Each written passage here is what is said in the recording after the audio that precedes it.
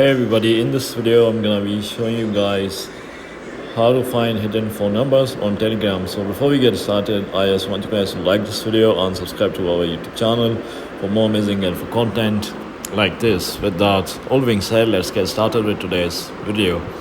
Hi guys, so I'm on the official article. So if you hide your phone number in Telegram, so if you set this visibility to everyone, your number becomes public and anyone can view it from your profile.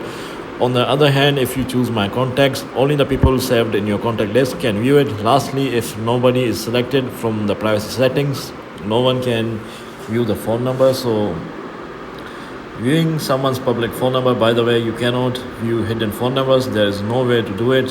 So to view someone's public phone number, launch your Telegram app, locate the account with the phone number you want to view. To quickly find the account, type the username in the search bar in the top right corner. After finding the account, open it as if you want to start a chat. If you have an existing chat, open it. Navigate to the top, tap the account's username. This will open their profile information. Go to the info section and find their phone number there, and this is how you do it. Alternatively, if you share the same group or channel with the person, you can view their contact as well.